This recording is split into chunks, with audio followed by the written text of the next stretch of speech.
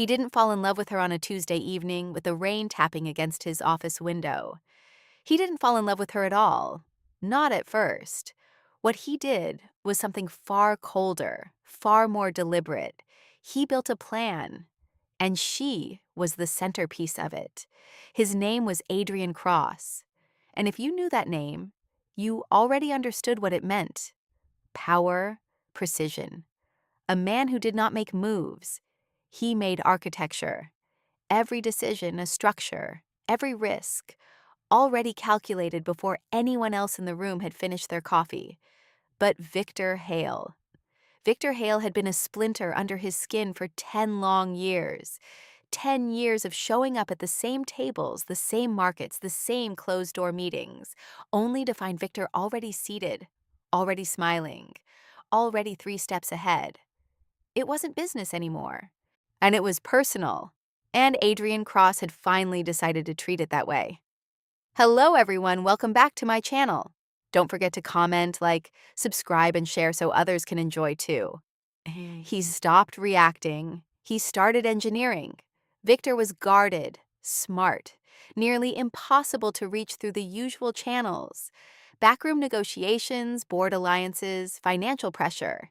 He had walls, thick ones, built from a lifetime of distrust and survival.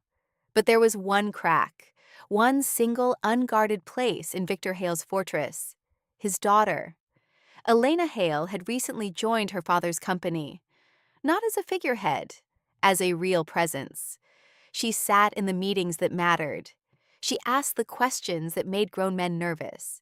And her father, this man who trusted almost no one, he listened to her, leaned into her judgment, softened around her in ways he never softened anywhere else. That made her valuable. And Adrian had learned a long time ago. Valuable things can be used. The plan was clean. 3 steps. Get close to her. Make it visible. Use that proximity to fracture everything her father had built. Simple. Precise. The kind of move no one sees coming until it's already done. He sat back in his chair that night, the city glowing 40 floors below him, and felt nothing but certainty.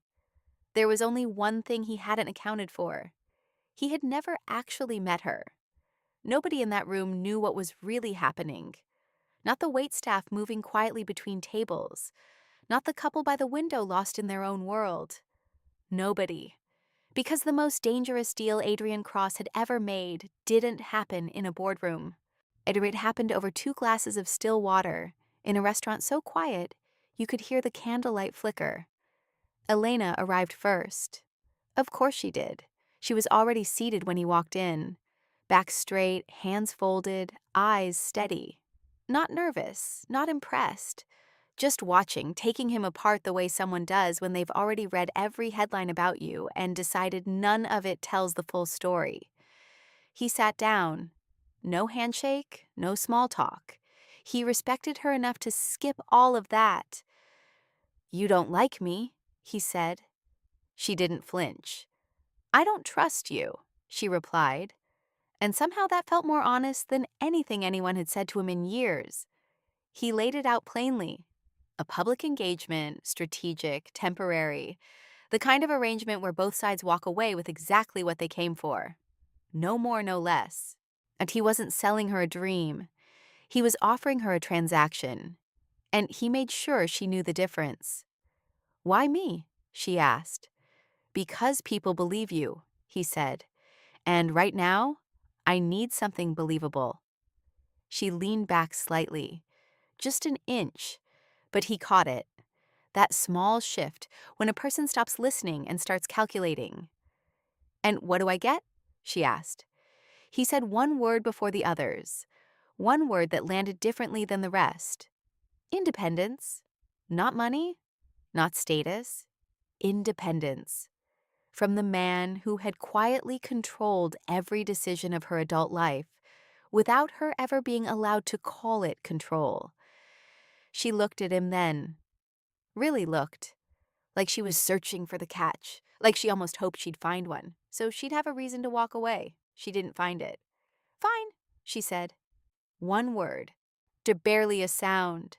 But in that silence that followed, something shifted between them, something neither of them had names for yet, something neither of them was ready for.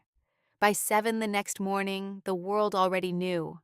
Not because they were told, because it detonated, the way only the biggest stories do, across every screen, every feed, every breakfast table where someone put down their coffee and said, "Wait, what? Adrian Cole and Elena Hale, engaged." The headline was 4 words, and it moved like a shockwave. Markets noticed within the hour. Investors started making calls. Competitors who had spent years learning to read Adrian's silence were suddenly scrambling to read this and finding nothing steady to hold on to. That was the point. Uncertainty is its own kind of pressure. And Adrian had just applied it to every room Victor Hale would walk into for the foreseeable future. The press conference was clean, precise. A marble lobby, soft light, the kind of setting that photographs like power. They stood side by side, and Elna was extraordinary, completely, unnervingly extraordinary. No trembling hands, no rehearsed smile that read as rehearsed. She was calm the way still water is calm, composed on the surface, everything moving underneath where no camera could reach. When Adrian slid the ring onto her finger, she didn't pull back, didn't hesitate, didn't give the crowd a single flicker of doubt. She looked at the ring for just a moment, one quiet, private moment, and then lifted her eyes to the cameras like she had been doing this her whole life. He almost forgot it wasn't real. Victor Hale stood near the back of the room. Adrian found his face without searching for it. He had been watching for it, and he saw exactly what he expected to see, moving across Victor's expression in slow, silent waves. Surprise first, then the grinding gears of confusion, then something heavier, something that looked uncomfortably close to acceptance. The plan was working, every piece exactly where he had placed it. So why, when Elena's hand rested briefly against his, did something in his chest go very, very quiet? Here is something nobody tells you about power. The most dangerous kind doesn't announce itself. It doesn't arrive with noise or force or confrontation. It arrives quietly, through a name, through a ring on someone's finger. Ike, through a room full of people who suddenly stop asking who you are because they already assume they know. The moment the engagement went public, Adrian Cole stopped being a rival at the door and became a name on the guest list. Boardrooms that had been politely closed to him swung open. Conversations that used to end at pleasantries began to go deeper, into strategy, into timelines, into the kind of insider detail that only reaches you when people trust who you're standing next to. And Elena, without ever meaning to, became the key to every locked room. He listened, carefully, quietly, the way a man listens when he already knows the outcome he's building toward, and only needs the last few pieces to arrive. What he gathered over those weeks was not gossip. It was architecture. Hale Industries was bleeding quietly beneath its polished surface. The expansion had been too fast, too hungry, too confident. Cash flow had thinned to a thread. The legal team was buried under contracts they hadn't finished reading. And the merger, the deal Victor had staked the next decade of his company on, had been rushed through on ego and optimism, with gaps wide enough to collapse an empire. Adrian saw it all, mapped it, filed it, waited. Patience was his sharpest weapon. Always had been. He knew how to sit still while the right moment gathered itself, how to hold everything steady until the window opened exactly the way he needed it to. And this window was coming. He could feel it the way you feel a shift in weather before the sky changes color. He told himself Elena was simply part of the structure, a function, access, and leverage, a door he had walked through that he would eventually close behind him. He told himself that with great conviction. He told himself that on Monday, when she challenged him in a meeting in front of 12 people and was completely devastatingly right. He told himself that on Thursday, when she laughed, genuinely, unexpectedly, at something he said, and the sound of it caught him so off guard he had to look away. Nothing personal, he kept saying, nothing personal. But a man who has to keep reminding himself of something is already losing the argument. The dangerous thing about pretending, and nobody warns you about this, is how quickly pretending starts to feel like memory. Like something that already happened to you, like something that belongs to you, even when it was never supposed to. They became exactly what the world had decided they were. And the world, it turned out, had decided they were extraordinary together. Public dinners where they arrived side by side and the room shifted. That subtle, collective lean of attention that happens when two people walk in and the air changes.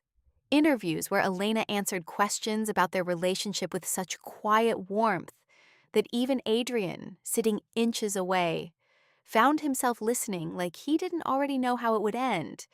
Events where their photographs circulated before they had even left the building, frozen in moments that looked so effortless, so natural, that people who had never met them felt moved by them.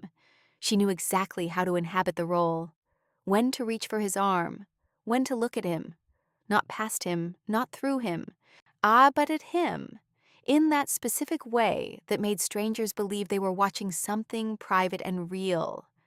She was precise about it, professional, and somehow that discipline made it more unsettling, not less. Because Adrian was precise too, and he was beginning to notice the difference between performing and actually feeling, and the line between them was getting harder to locate. One night, after a particularly long interview, the car door closed behind them, and the silence settled in like a third passenger. The city moved past the windows. Neither of them spoke. There was nothing to perform anymore. No cameras, no audience, just two people in the dark, tired in the way you only get tired when you've been someone else for hours. Then Elena said it quietly, almost to herself. "You're good at this." "So are you," he said. She looked out the window. A small smile, the kind that isn't meant to be seen, moved across her face. "Maybe I don't hate it." He turned and looked at her then. Really looked. At the soft light catching the side of her face. At the way she said it. Not like a confession, not like an invitation. Just like something true that had slipped out before she could decide whether to keep it. That wasn't in the plan. None of this was in the plan anymore. Every plan has a moment. One single, unrepeatable moment where everything either locks into place or quietly begins to fall apart.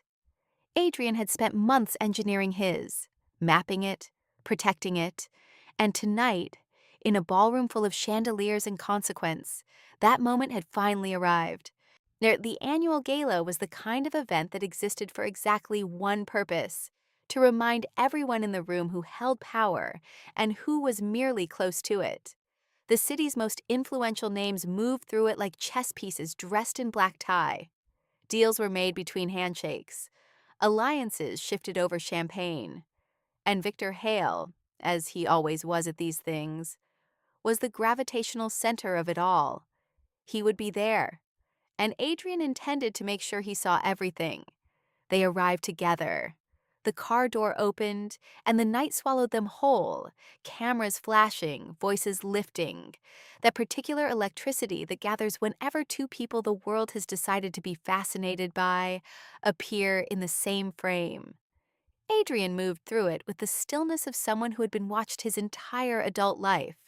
Erin and Elena moved beside him like she had been born to it, shoulders back, chin level, the crowd parting not because she demanded it, but because something about her presence simply suggested it was the right thing to do. And then she took his hand. Not lightly, not the practiced reach of someone hitting their mark. She took it the way you take the hand of someone you don't want to lose in a crowd. Fingers threading through his, grip firm, deliberate, like she meant it, like the cameras weren't even there. Adrian felt it travel up his arm and settle somewhere behind his sternum. He said nothing. He kept walking. Inside, the ballroom gleamed. crystal catching light from every direction, the low roar of a room full of important people performing importance at each other. And then, across that polished, crowded space, Victor Hale appeared.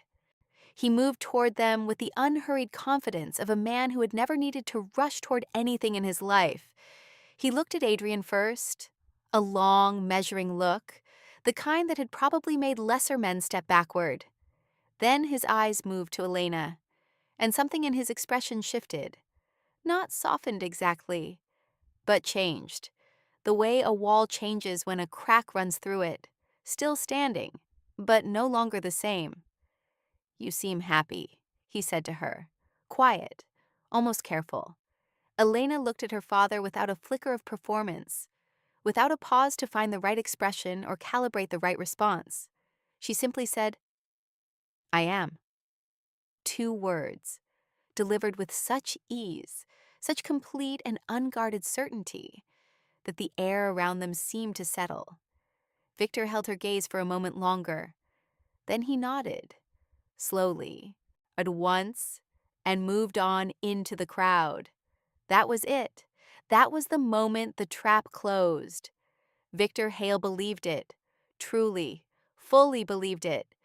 Adrian could see it in the way the man's shoulders released almost imperceptibly as he walked away. The particular exhale of a father who has decided finally that his daughter is going to be all right. The plan had just succeeded. Every piece, exactly where it was supposed to be. And Adrian stood there, hands still holding hers, the warmth of her fingers still real against his palm, and felt the strangest thing move through him. Not victory, because she hadn't been pretending. He knew it with a certainty that landed in him like cold water. The steadiness in her voice, the absence of calculation in her eyes. The way she said "I am" like it was simply the truth, and the truth required no performance. As she wasn't playing her role anymore. And God help him, neither was he. Nobody falls all at once. That is the thing people always get wrong about it. They imagine it as a moment, a single cinematic instant where everything changes and you absolutely know that your life has just divided itself into before and after. But that is not how it happens. Not really.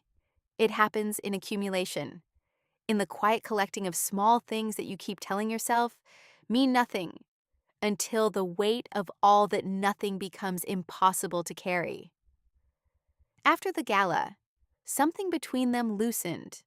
Not dramatically, not with any announcement. The performance was still there when the world required it.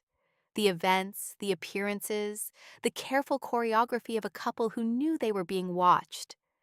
But in the spaces between all of that, when in the hours that belonged to no one else, something new had begun to grow. They started talking, not the way they talked in meetings or during interviews, structured, purposeful, calibrated to an audience, but actually talking about real things, about life, about the weight of it. Elena spoke first, as she always did when something mattered. She told him what it had been like to grow up as Victor Hale's daughter, to live inside a name that was also a standard, a legacy, a measuring stick pressed against you before you were old enough to understand what you were being measured against. She told him about always being watched, about the particular exhaustion of never being allowed to fail privately, of every stumble being witnessed, cataloged, silently noted by people who smiled at her face and kept score behind it, about how she'd learned very early to perform competence so convincingly that she had sometimes forgotten what genuine confidence actually felt like.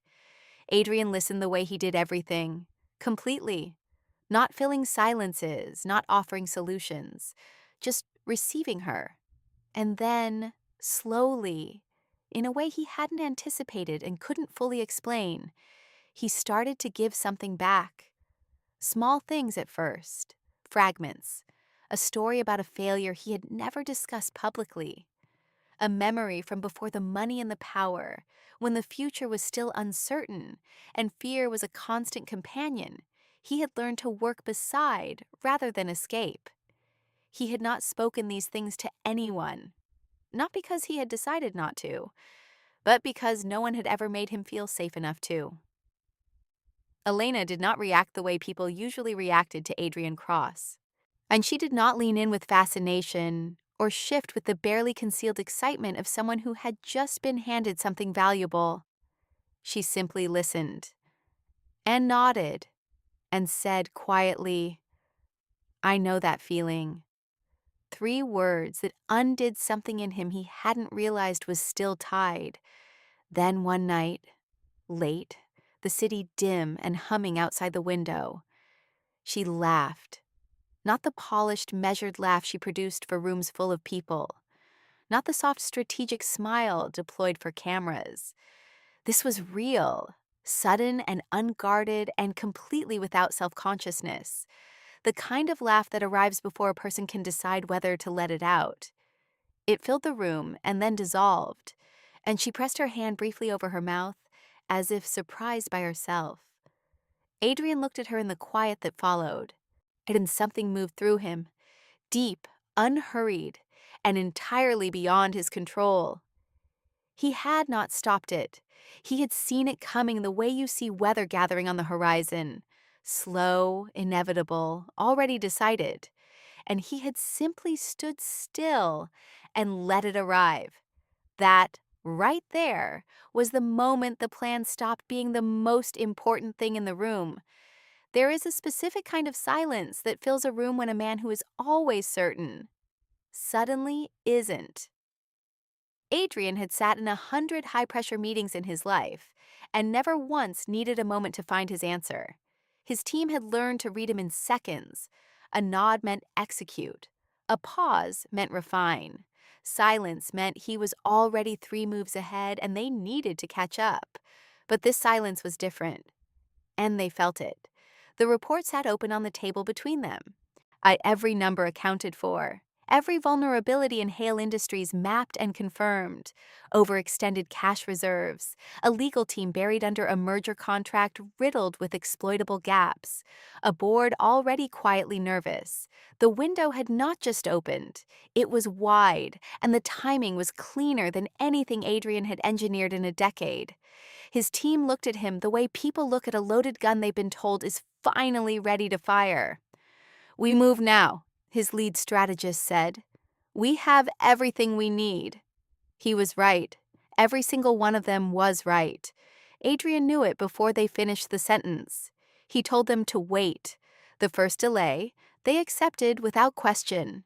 Timing, they assumed. Some final calculation he was running that they weren't privy to. That was Adrian, always one level deeper than the room. The second delay, they exchanged glances. By the third, his strategist asked directly, the way only someone who had worked beside him for 7 years could. "Why are we waiting?" Adrian looked at the report, at the numbers, at the clean, devastating architecture of everything he had spent months constructing. He said nothing, because the answer was not something he could say out loud in that room. The answer was Elena standing in his kitchen that morning, barefoot, reading something on her phone and absently tucking her hair behind her ear, completely unaware of him watching. The answer was the way she had looked at him 3 nights ago when he'd said something honest, not strategic, not calculated, just honest. And she had gone quiet and then said softly, "I didn't know you carried that," like she was filing it somewhere careful, somewhere private, somewhere she intended to keep it. If he moved forward now, Hale Industries would not simply struggle, it would fracture. Victor would lose not just the merger, but the company itself, the thing he had built his entire identity around, the structure that held his world together. And Elena, who had spent her whole life navigating that world, who had signed on to this arrangement to find a way out from under it, not to watch it burn to the ground with her still inside. Elena would be caught in every piece of the wreckage. He told himself it didn't change anything, that the plan was the plan, that sentiment was not a strategy, and he had not survived 10 years in this industry by letting feeling override structure. He told himself that. And then he closed the report, pushed back from the table, and walked out without giving the order. For the first time in 10 years, Adrian Cross had everything he needed to win, and he couldn't make himself use it. The truth has its own schedule. It does not wait for you to be ready. It does not care whether the timing is convenient or whether you had planned to handle it differently, more carefully, on your own terms. It arrives when it arrives. And it arrived for Adrian Cross on a Tuesday morning, in every headline simultaneously, like the world had been holding its breath and finally decided to exhale. The leak was surgical. Whoever released it knew exactly what they were doing. Not just the documents, but the sequence. First, the early communications outlining the plan. Then the financial intelligence gathered through Elena's access. Then the original proposal, clinical and cold. I reduced to 3 steps on a single page. Get close to her. Make it public. Use the access to break her father's company. Printed, distributed, everywhere. By the time Adrian's phone started ringing, the story had already moved beyond him. His team was calling. His lawyers were calling. Journalists who had photographed him and Elena at the gala 3 weeks ago were now running those same photographs beside words like calculated and deception and scheme. The image of them together, her hand firm in his, that quiet moment he had replayed more than he intended to, now carried a completely different caption. He sat very still in his office and did not answer a single call, because only one thing mattered. Only one question was burning through everything else like a current beneath floodwater. Had she seen it yet? She had. He heard his office door open before he heard her footsteps, and when he looked up, what he saw stopped something cold in the center of his chest. She was not crying. She was not shaking. She was not the version of a woman who has just been publicly humiliated performing devastation for an invisible audience. She was utterly, terrifyingly calm. The kind of calm that only exists on the other side of something that has already broken, when the shock absorbs the first wave, and what remains is just a person, standing upright, deciding what comes next. She looked at him directly. No performance, no warmth, just her eyes, clear and level, asking him to have the decency to be honest now even if he hadn't been before. "Is it true?" she asked. He did not speak. He held her gaze and said nothing. And in that nothing, she had her answer. She had always been good at reading rooms. She was even better at reading him. She nodded once, slowly, the nod of someone who suspected and now simply knows.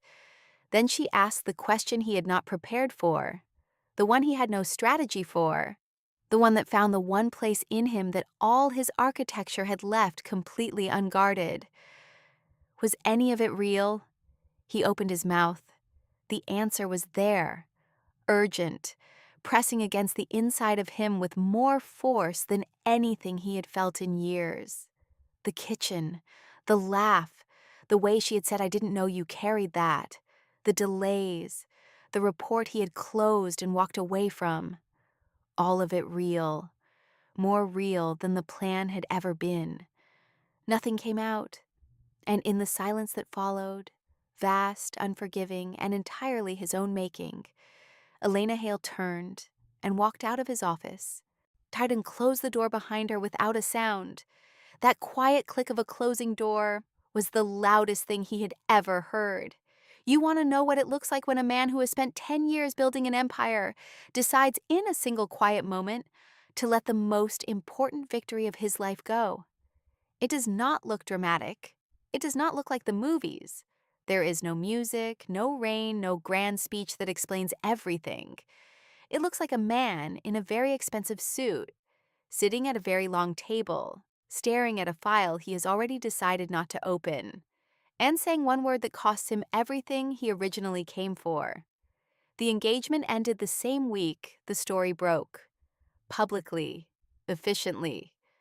A brief statement released through channels, no photographs, no comment from either party.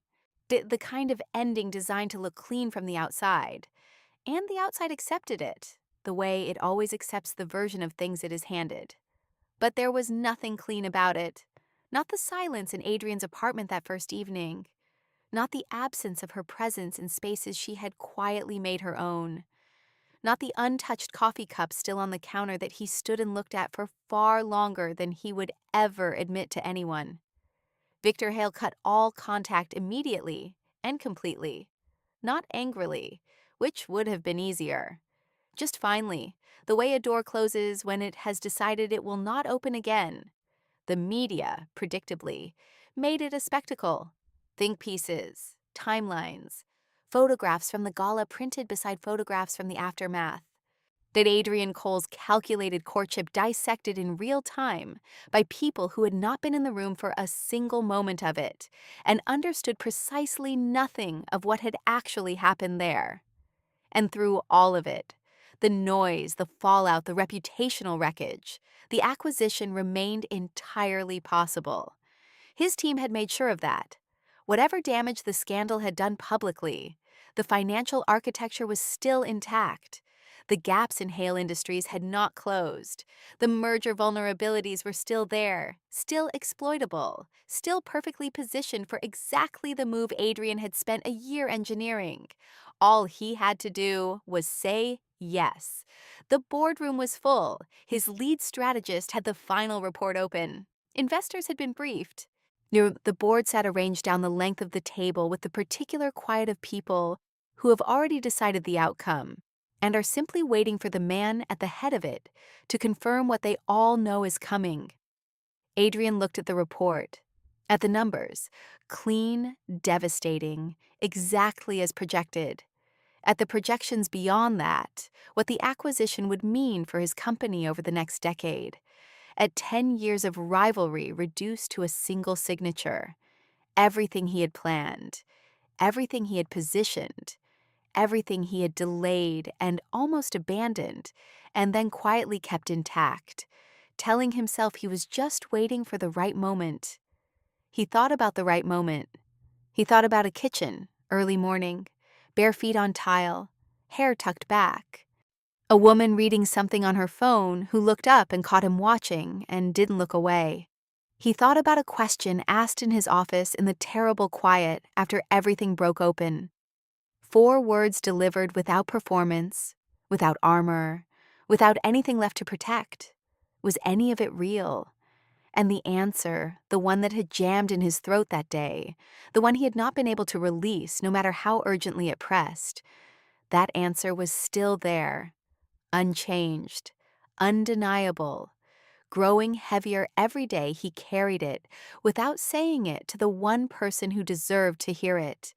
He closed the file. The sound of it in that silent room was startling, even to him. "No," he said. Nobody moved. His strategist looked at him the way people look when they suspect they misheard something that cannot possibly be what they think it is. Adrian looked down the table at each of them, unhurried, entirely certain for the first time in weeks. "No acquisition," he said. "We're done."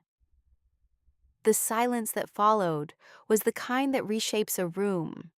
Not the silence of confusion, the silence of a group of people recalibrating everything they thought they understood about the man sitting at the head of that table.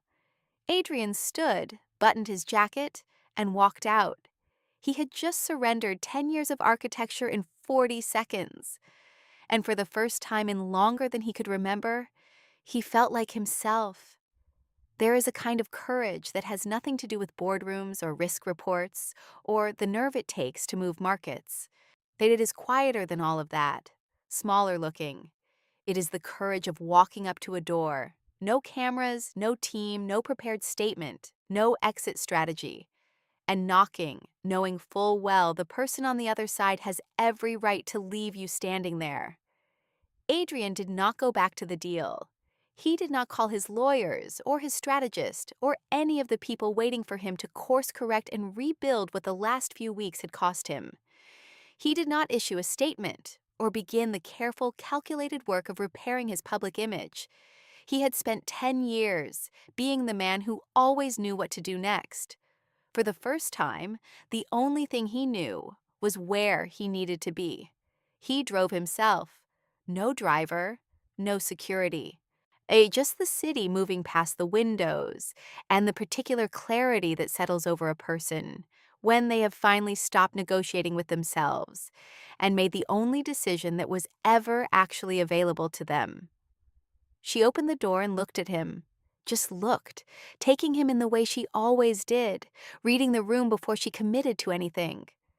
She did not smile. She did not step back to invite him in. She stood in the doorway with the quiet, unreadable stillness of a woman who had already decided she would not make this easy and was entirely within her rights. He did not ask for easy. "I was wrong," he said, not as an opening move, not as strategy softened into sincerity, just as a fact, delivered plainly, the way you deliver something you've been carrying so long that setting it down is its own kind of relief. And she said nothing, waited. "Not about the plan," he continued, because the plan had been exactly what it was. Deliberate, calculated, ruthless. He would not insult her by pretending otherwise. "About you. I thought you were a variable. Something I could account for and then move past." He paused. "You weren't."